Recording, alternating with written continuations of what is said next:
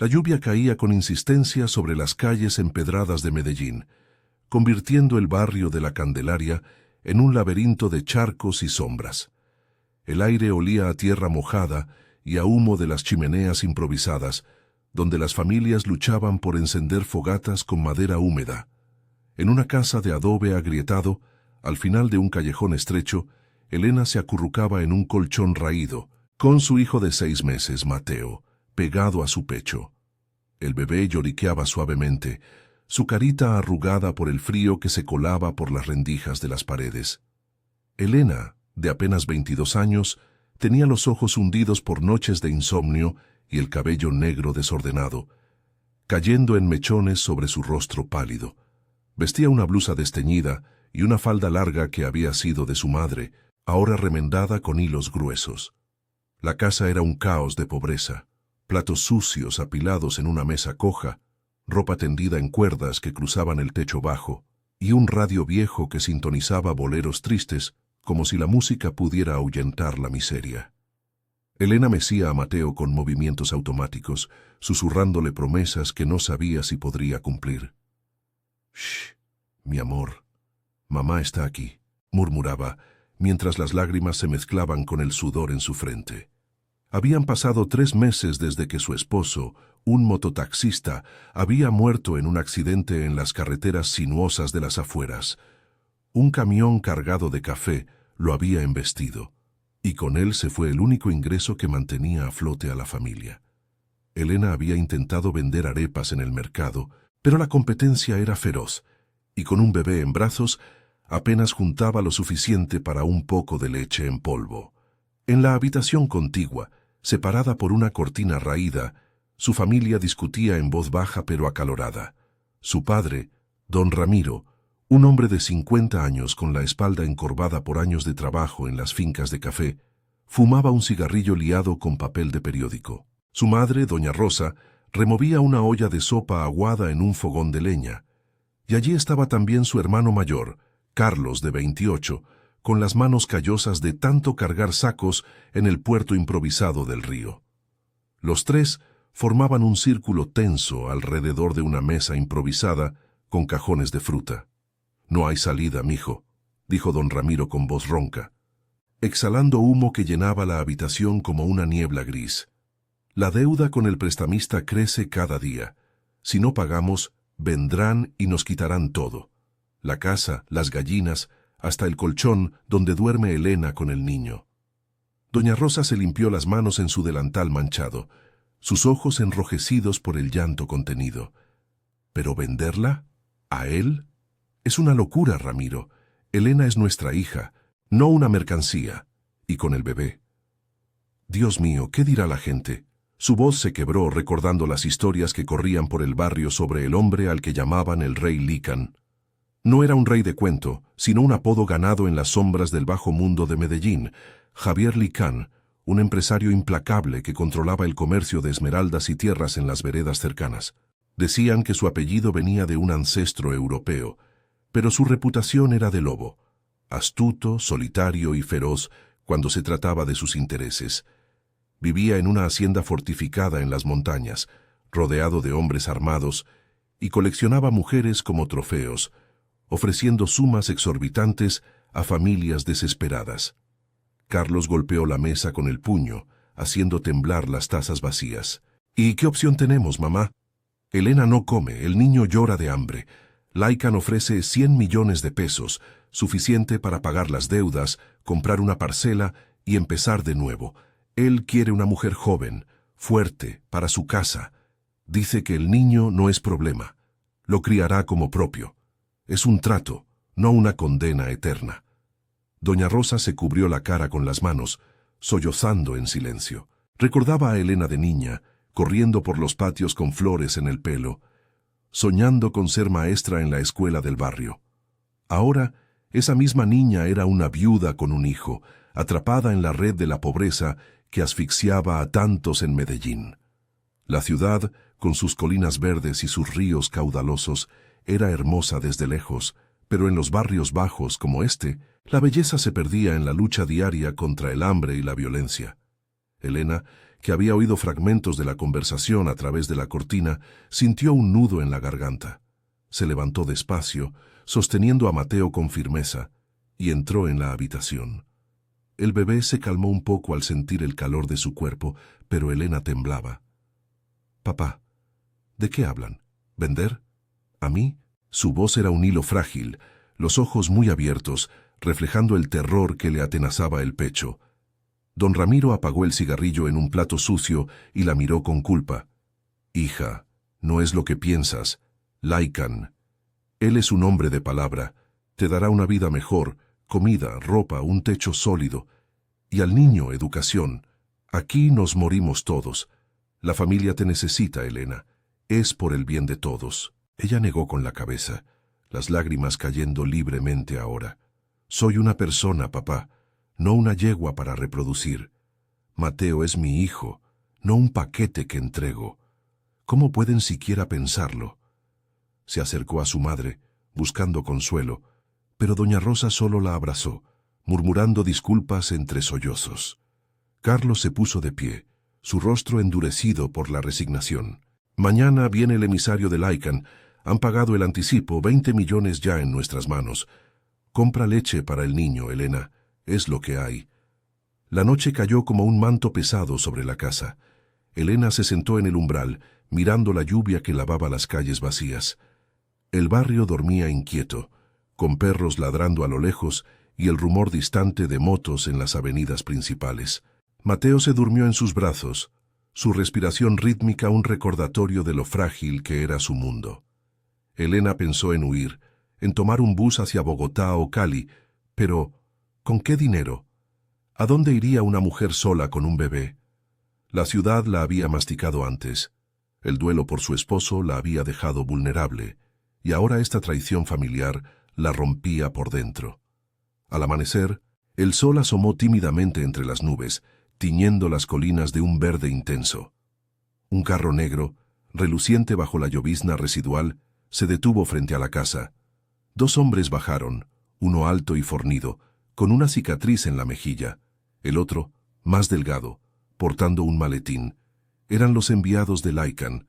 Don Ramiro los recibió en la puerta, mientras Elena desde la ventana veía cómo su vida se desmoronaba.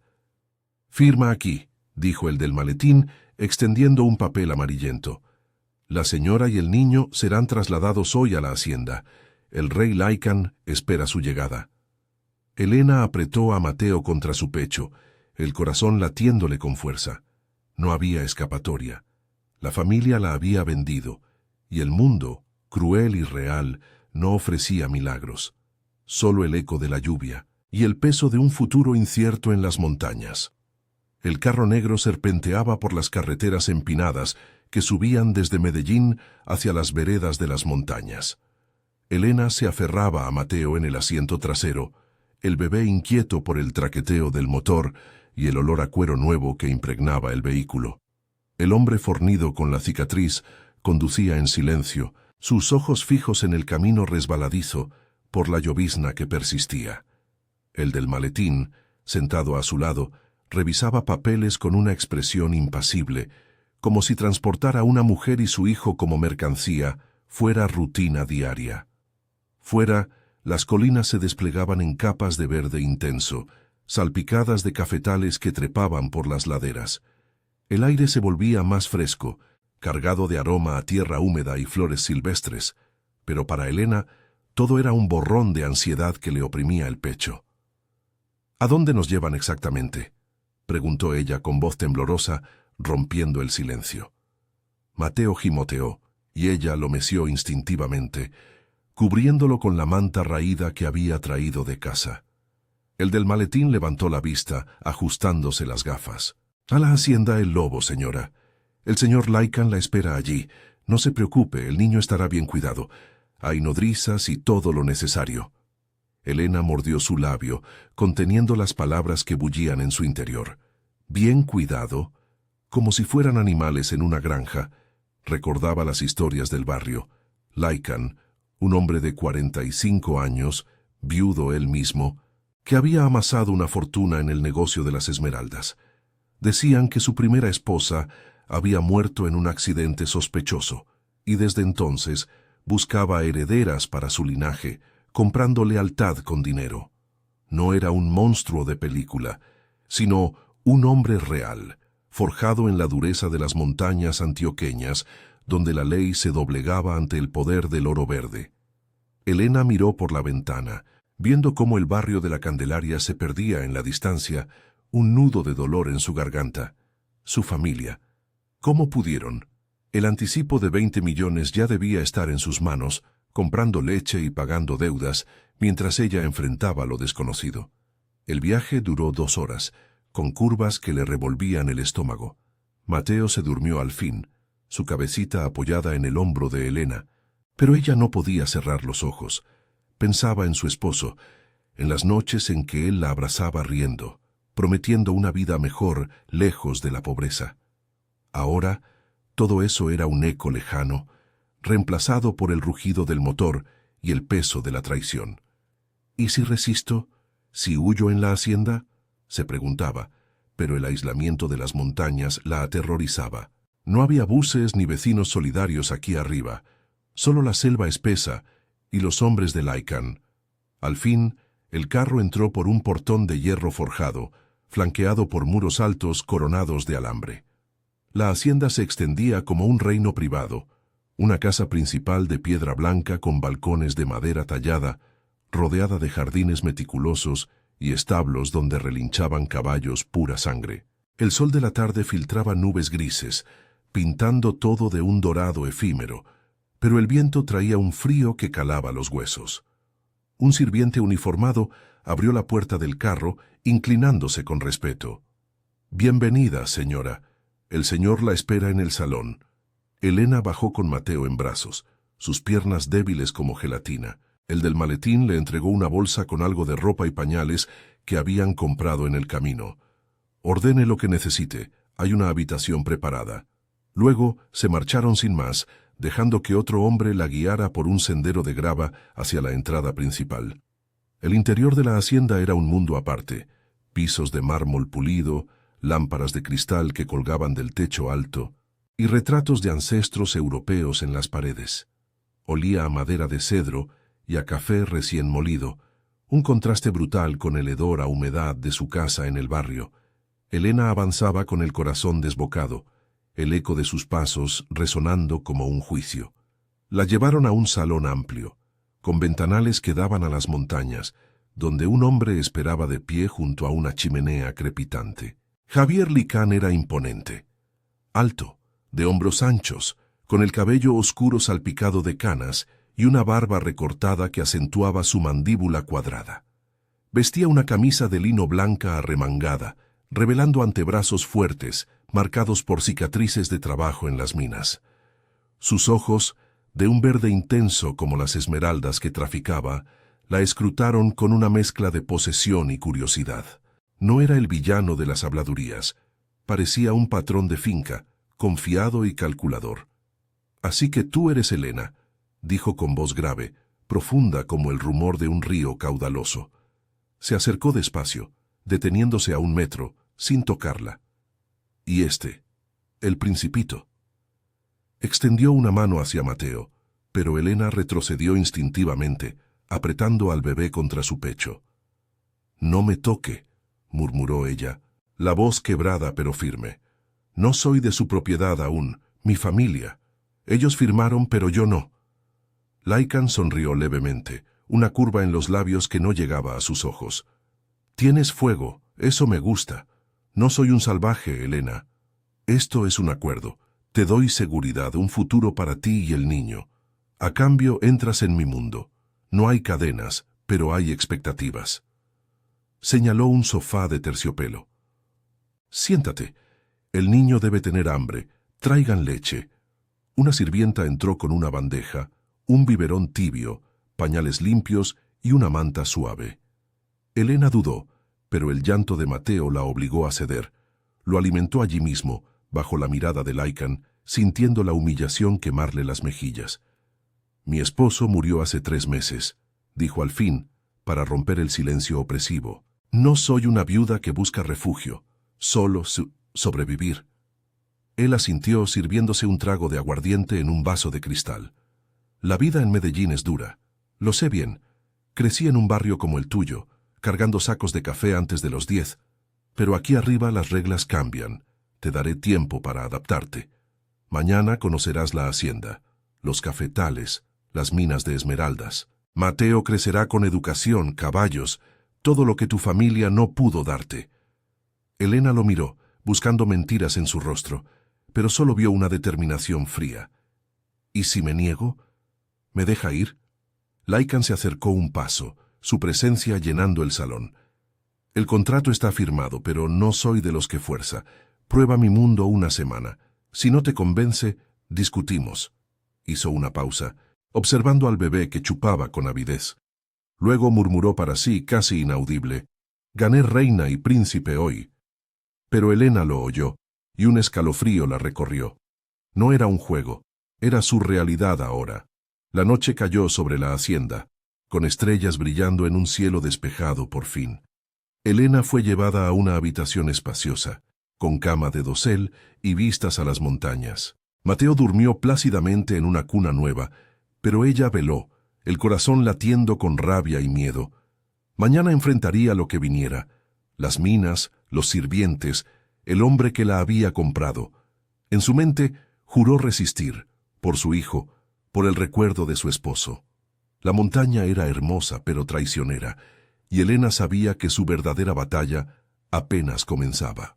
El sol del amanecer se filtraba a través de las cortinas de lino en la habitación de Elena, tiñendo las paredes de un tono dorado que contrastaba con el peso en su pecho. Mateo se removió en la cuna, emitiendo un gorgoteo suave que la sacó de su vigilia inquieta.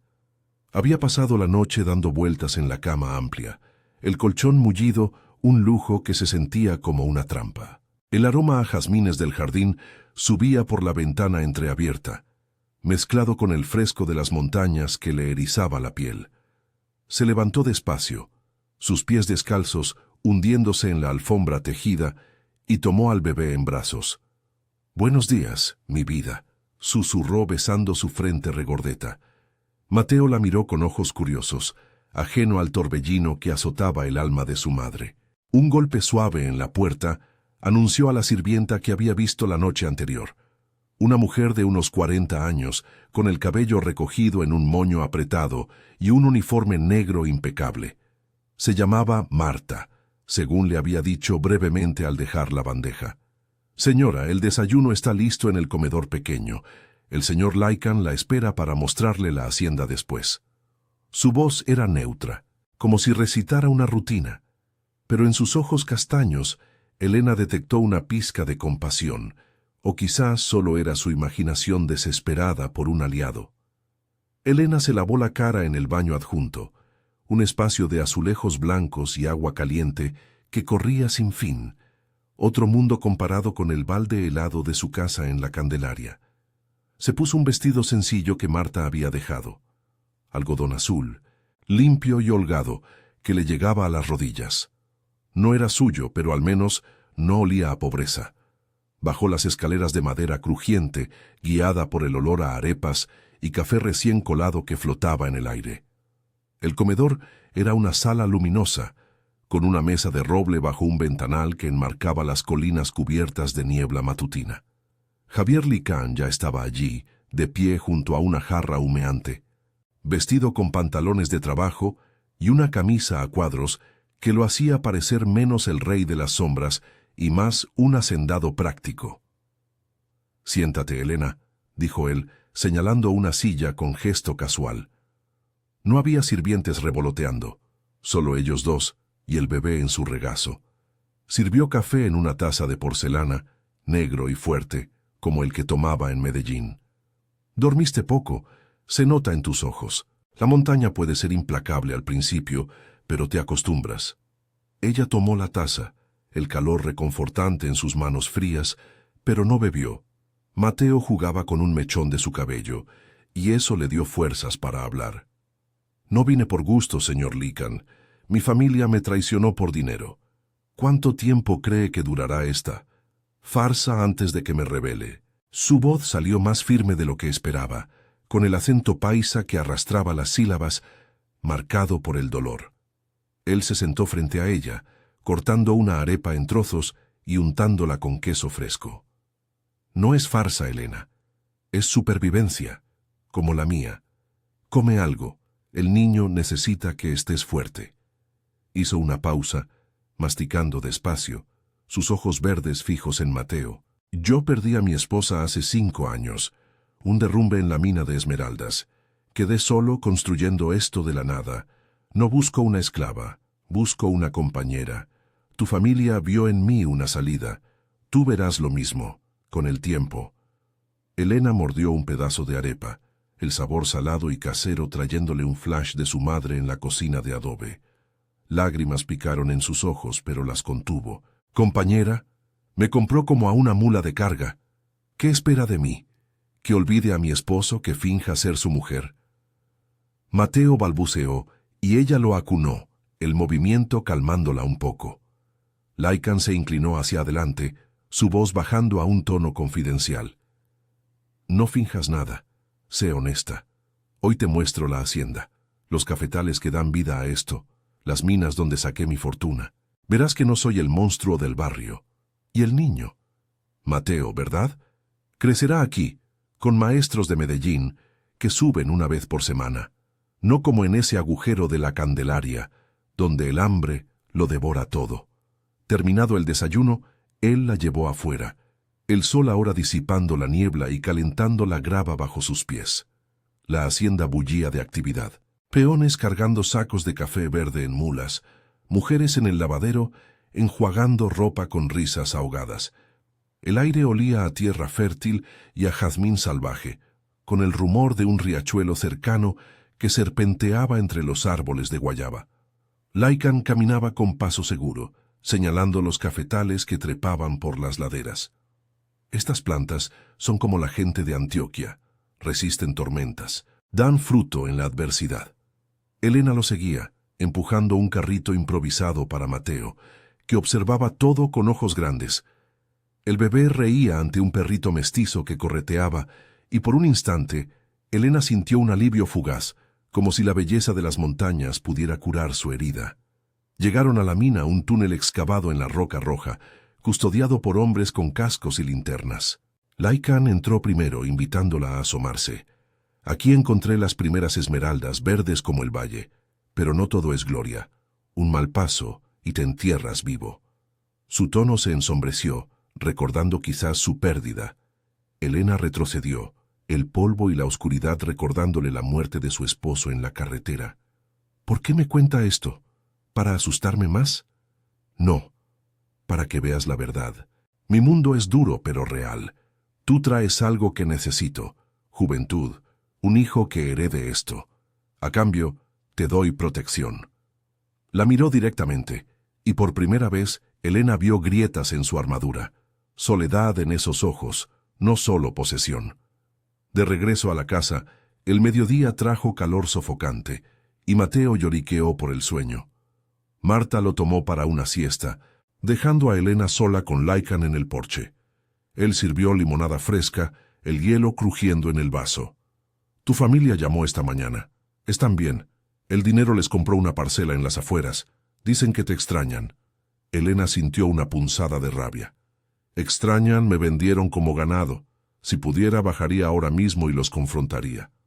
Lycan asintió, sin juzgar.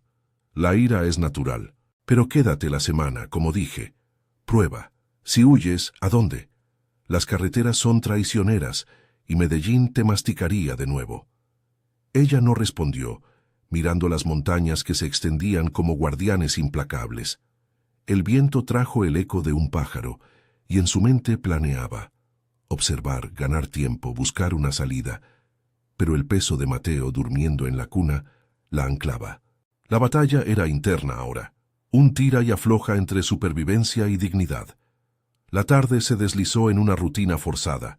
Elena ayudó en la cocina con Marta, amasando empanadas con manos que recordaban su vida anterior. La sirvienta al fin habló. El patrón no es malo, señora, perdió mucho, como usted. Dale chance. Elena sonrió amargamente. ¿Chance para qué? Para ser su trofeo. Pero las palabras de Marta sembraron una semilla de duda.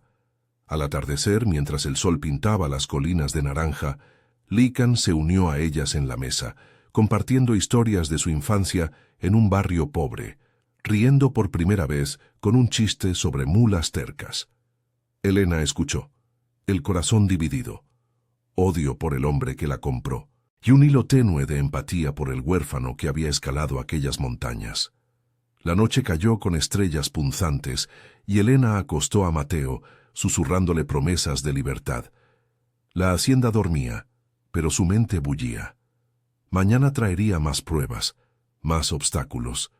Quizás una visita de la familia o un secreto de Lycan que lo humanizara. Por ahora, resistía, un paso a la vez, en este reino de esmeraldas y sombras.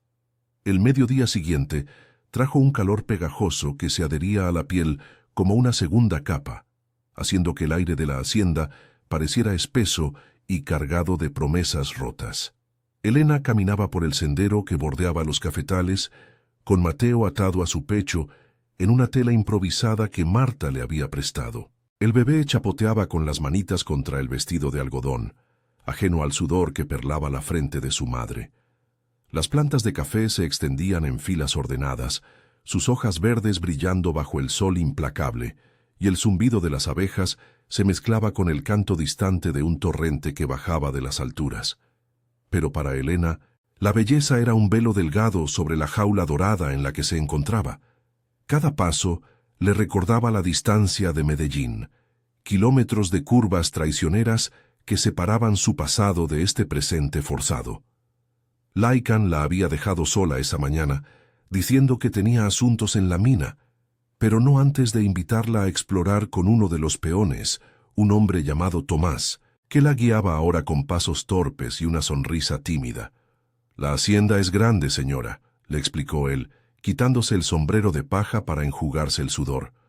El patrón la construyó con sus manos, después de que su familia muriera en un deslizamiento allá por el 90. Él era joven, como usted ahora, y juró no volver a perder nada. Tomás era de un pueblo cercano, con el acento antioqueño que arrastraba las erres como un río caudaloso, y sus palabras pintaban a Lycan no como un depredador, sino como un superviviente marcado por la tierra misma.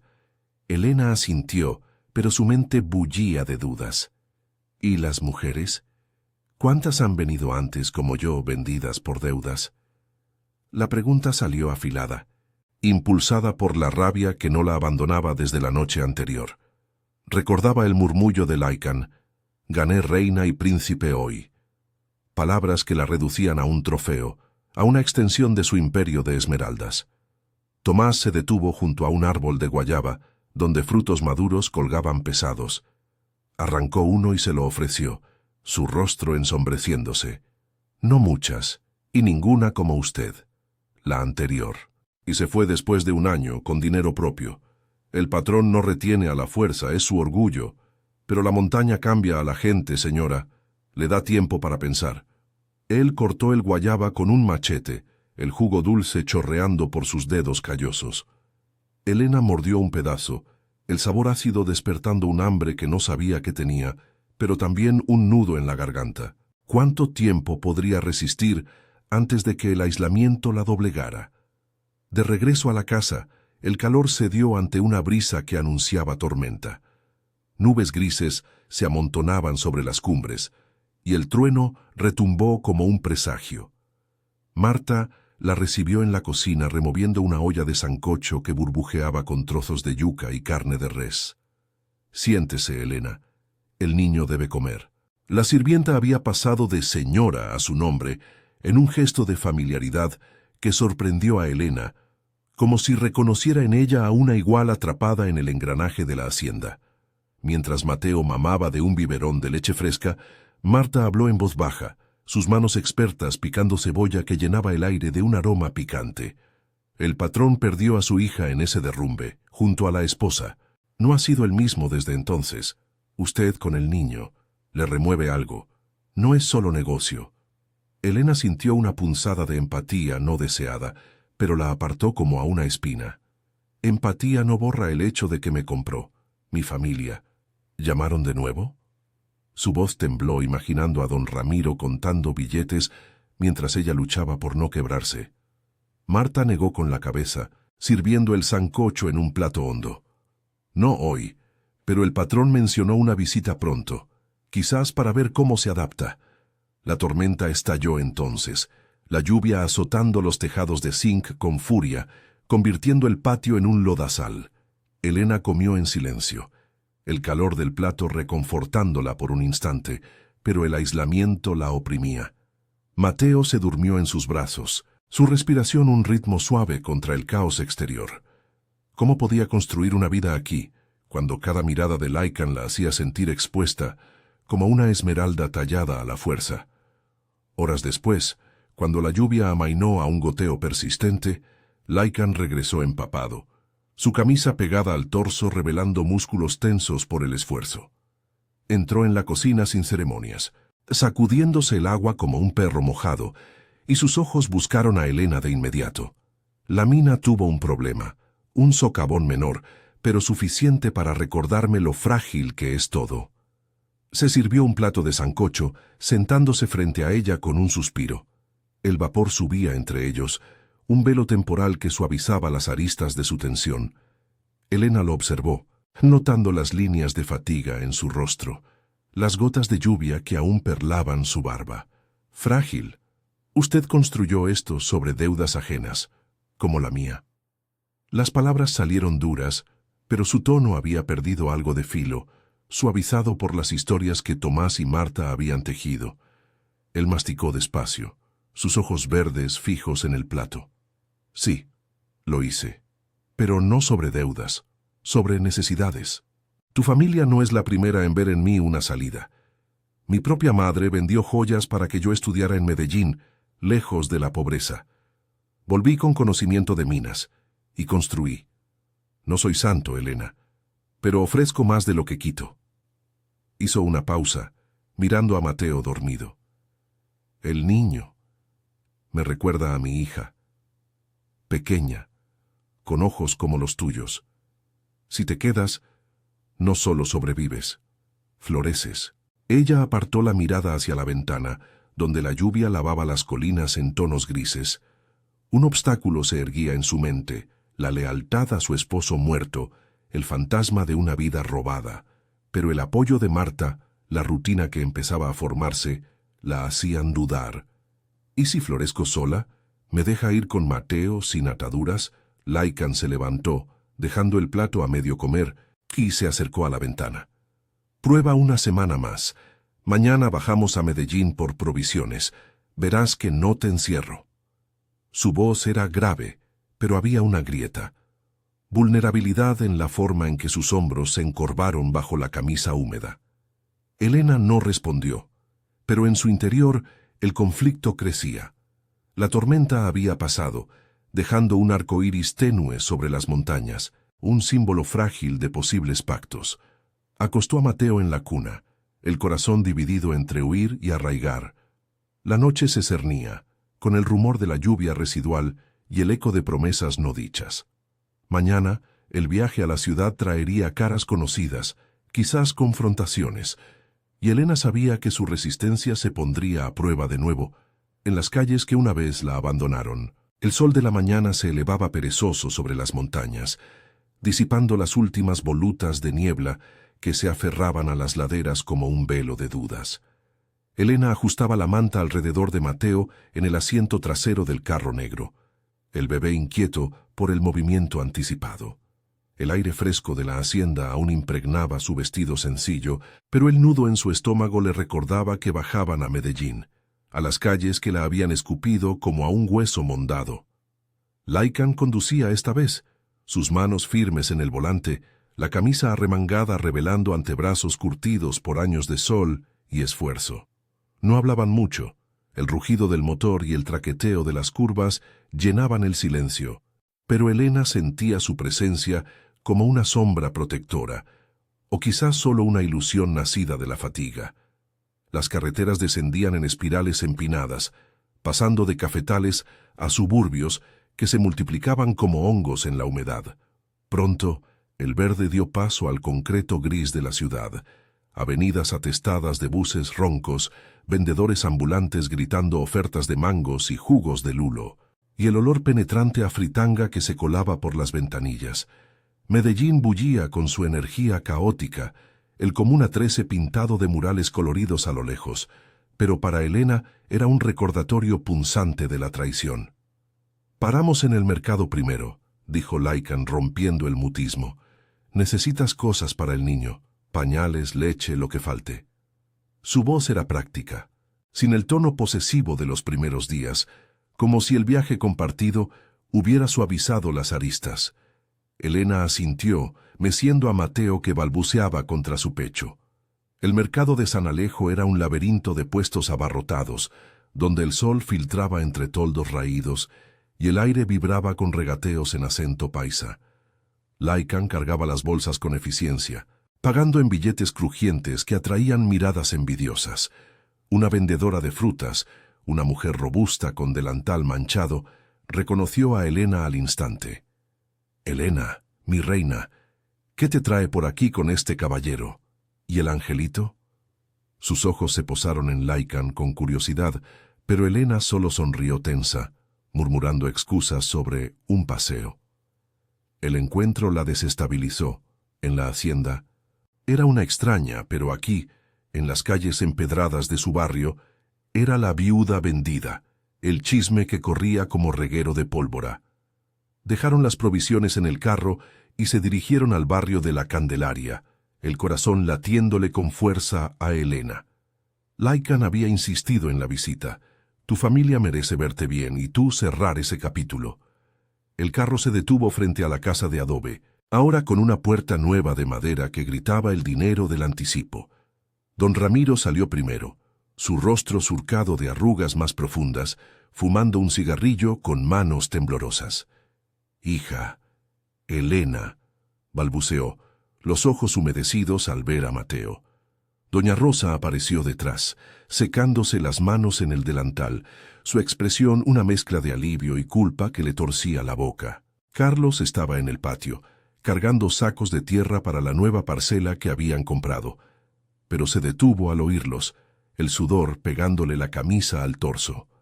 Elena bajó del carro con Mateo en brazos, el sol calentándole la nuca como un interrogatorio. Lycan se quedó atrás apoyado en el vehículo dándole espacio pero vigilante. «Papá, mamá, ¿cómo están?» Su voz salió ronca, cargada de reproche contenido. El barrio parecía más pequeño ahora, las casas apiñadas como testigos mudos de su humillación. Doña Rosa se acercó primero, extendiendo los brazos. «Mi niña, ven, déjame ver al principito». Abrazó a Elena con fuerza, el olor a sopa de gallina envolviéndola en recuerdos agridulces. Mateo extendió una manita, y la abuela lo tomó, besando su mejilla regordeta. «Estás guapa, hija, más que antes. ¿Te tratan bien allá arriba?» Sus ojos evitaban los de Elena, fijos en el bebé como si él pudiera absolverlos. Don Ramiro carraspeó, apagando el cigarrillo contra el suelo húmedo. «El dinero. Nos salvó, Elena. Pagamos las deudas, compramos semillas para la parcela. Carlos ya siembra café. Sin ti, nos hubiéramos hundido». Su voz era defensiva, pero el temblor en sus manos traicionaba el remordimiento. Carlos se acercó limpiándose el sudor con el dorso de la mano. «Hermana, no fue fácil, pero mira, la casa tiene techo nuevo, no gotea como antes. Lycan es hombre de palabra, ¿no?» Elena sintió la rabia subirle como bilis, las lágrimas quemándole los ojos. «Me vendieron, por un techo y semillas. ¿Y Mateo? Un extra en el paquete». Su voz se quebró, atrayendo miradas de vecinos que asomaban por las ventanas. Lycan dio un paso adelante, su presencia calmando el aire tenso. «Señores, Elena está adaptándose. El niño crece fuerte en la hacienda. No vine a juzgar, solo a traer provisiones». Entregó una bolsa con leche y frutas, un gesto práctico que suavizó el momento, pero Elena lo miró con resentimiento. ¿Aliado o carcelero? La confrontación se extendió en la sala, ahora con una mesa sólida en lugar de la coja de antes. Doña Rosa sirvió café aguado, sus manos temblando al verter. Perdónanos, hija. La pobreza nos cegó, pero si estás bien, Dios nos perdone. Elena se sentó, Mateo en su regazo, y las palabras fluyeron como un río desbordado. El duelo por su esposo, las noches de hambre, la traición que aún le dolía como una herida abierta. Carlos admitió su parte. Yo firmé el papel pensando en todos, pero verte aquí, con color en las mejillas, quizás fue lo correcto. Laikan escuchaba en silencio, su rostro impasible, pero Elena notó cómo sus ojos se suavizaban al ver la dinámica familiar, como si reviviera ecos de su propia pérdida. El sol del mediodía calentaba el patio cuando decidieron partir. Elena abrazó a su madre con fuerza, un perdón a medias colgando en el aire. No los odio, pero duele. Cuiden la parcela, por Mateo. Don Ramiro le dio una bendición murmurada, y Carlos prometió visitas. Subiendo al carro, Elena miró atrás, las lágrimas rodando libres ahora. Laikan encendió el motor, el barrio empequeñeciéndose en el retrovisor. Fue duro pero necesario, dijo él, su voz grave cortando el silencio. Tu familia te ama, a su manera, como la mía me amó, vendiendo lo poco que tenía por mí. Elena secó sus mejillas, meciendo a Mateo que se había dormido. El viaje de regreso ascendía, las colinas envolviéndolos de nuevo en su abrazo verde. La confrontación había aliviado algo en su pecho, pero planteaba un nuevo obstáculo. ¿Podía perdonar y quedarse, o usaría esta conexión para planear una huida definitiva? Laikan la miró de reojo, una sonrisa fugaz en sus labios. La montaña te espera, Elena, y ahora con el corazón más ligero. Pero ella sabía que la batalla interna ardía más fuerte. El eco de las calles de Medellín susurrándole promesas de libertad, mientras las curvas las llevaban de vuelta al reino de Esmeraldas. La tarde se extendía, con nubes acumulándose en el horizonte, anunciando tormentas que probarían su resolución una vez más. La lluvia caía en cortinas densas sobre la hacienda El Lobo, transformando los senderos de grava en ríos improvisados que serpenteaban entre los cafetales. El viento aullaba desde las cumbres, trayendo un frío que calaba hasta los huesos, como si las montañas mismas lloraran por las decisiones pendientes. Elena observaba desde el porche cubierto, con Mateo acurrucado en su regazo, envuelto en una manta de lana que olía a lavanda fresca. El viaje de regreso desde Medellín había sido un torbellino de emociones. El abrazo culpable de su madre, las excusas roncas de su padre, el perdón a medias que había salido de su boca como un suspiro forzado. Ahora, de vuelta en este mundo elevado, el peso de todo se asentaba en su pecho, un nudo que no se deshacía con el calor del bebé contra su piel. Laikan salió de la casa principal, sacudiéndose el agua de la chaqueta de cuero que usaba para las rondas nocturnas. Sus botas chapoteaban en el barro, y su rostro, iluminado por un farol que Marta había encendido, mostraba líneas de cansancio que la tormenta parecía acentuar.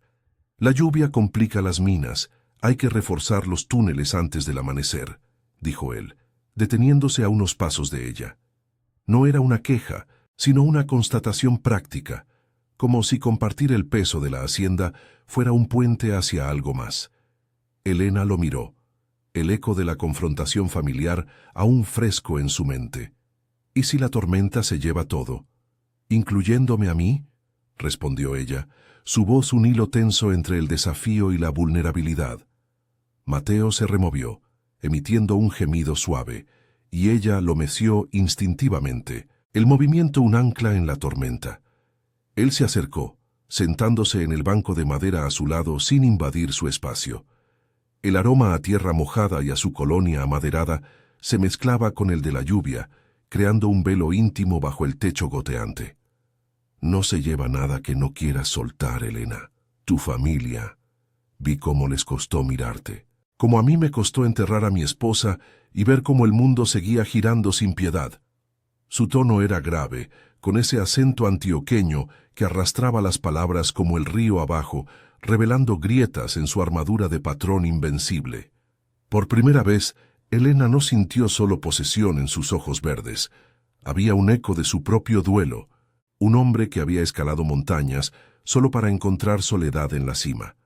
La noche avanzó con truenos que retumbaban como juicios divinos, y Marta trajo una bandeja con chocolate caliente humeante, sus manos expertas dejando la taza junto a Elena. «Beba, señora. El frío engaña. Entra hondo». La sirvienta se retiró con una mirada que decía más que palabras. Apoyo silencioso, el de quien había visto llegar y partir a otros en esta hacienda. Elena sorbió el chocolate, el dulzor reconfortante, despertando recuerdos de las tardes en la Candelaria, cuando su madre preparaba algo similar en noches de tormenta. «Mi esposo me prometía una casa como esta», murmuró al fin, rompiendo el silencio opresivo. Pero la carretera se lo llevó todo. ¿Y ahora qué? ¿Me convierto en su sombra, Lycan? ¿Olvido por un techo y esmeraldas? Él negó con la cabeza, el farol proyectando sombras danzantes en su barba recortada. «No olvides nada. Honra a tu esposo criando a Mateo con fuerza, no con hambre. Yo no te pido ser mi sombra, te pido ser mi igual. Esta hacienda no es una jaula, Elena, es un comienzo si lo tomas». Sus palabras colgaban en el aire, pesadas como la lluvia, y por un instante ella vio al niño que había sido, cargando sacos en los muelles del río, soñando con minas que cambiaran su suerte. El obstáculo que la había atenazado, la traición familiar, el miedo al cambio, se agrietaba ahora, erosionado por la honestidad cruda de este hombre forjado en la misma tierra dura que ella. Al amanecer, la tormenta amainó, dejando un cielo plomizo, salpicado de rayos de sol que filtraban entre las nubes. Lycan la invitó a los cafetales, donde los peones ya trabajaban, sus machetes cortando ramas con ritmo constante. Mateo iba en el carrito que Tomás había reforzado, riendo ante las gotas que aún caían de las hojas. «Mira esto», dijo Lycan, arrodillándose para mostrarle una planta joven, sus raíces hundidas en el suelo rojo. «Sobrevive a la lluvia, al sol, a todo. Como nosotros». Elena se agachó a su lado, sus dedos rozando la tierra húmeda, sintiendo por primera vez no repulsión, sino una conexión con este lugar. El apoyo de Lycan, su paciencia, sus historias compartidas, la impulsaba hacia adelante, un empujón sutil que fomentaba su crecimiento. Ya no era la viuda vendida. Era una madre que elegía paso a paso. De regreso en el comedor, con el sol calentando las ventanas, llegó una carta de su familia. Palabras torpes de doña Rosa, prometiendo visitas y perdón. Elena la leyó en voz alta, las lágrimas rodando libres pero catárticas. Lycan no interrumpió. Solo sirvió café, su presencia un sostén quieto. «Quédate, Elena, no por el contrato, sino por ti y el niño. Construyamos algo real, sin deudas ni sombras». Ella levantó la vista, el corazón latiéndole con una claridad nueva. El fantasma de su esposo se desvanecía, no en olvido, sino en aceptación. Había muerto, pero su legado vivía en Mateo, en la fuerza que ella había forjado. Días después, la hacienda bullía con rutina compartida. Elena ayudaba en los cafetales por las mañanas, sus manos endureciéndose con la tierra, mientras Lycan enseñaba a Mateo a gatear en el porche, riendo con una ternura que suavizaba sus rasgos. Marta se convirtió en confidente, compartiendo recetas y anécdotas que tejían lazos. La familia visitó una vez, el perdón fluyendo en abrazos y arepas compartidas, cerrando heridas con el bálsamo del tiempo. Elena creció en esa montaña, de víctima a dueña de su destino, encontrando en Lycan no un rey, sino un compañero marcado por pérdidas similares. Meses después, bajo un sol radiante que doraba las colinas, Elena caminaba con Mateo en brazos, ahora un toddler tambaleante que balbuceaba «mamá» y «montaña». Lycan se unió a ellas, su mano rozando la de ella en un gesto natural, no forzado. «Gane más que una reina y un príncipe aquel día», murmuró él, con una sonrisa genuina que llegaba a sus ojos. «Gané una familia». Elena no respondió con palabras, solo apretó su mano, el viento trayendo el aroma de café en flor. La vida en las alturas era dura, pero real. Un tapiz de obstáculos superados, apoyos inesperados y un crecimiento que resonaba en el valle abajo. Medellín era un eco lejano, Pero la hacienda, ahora hogar, latía con promesas cumplidas.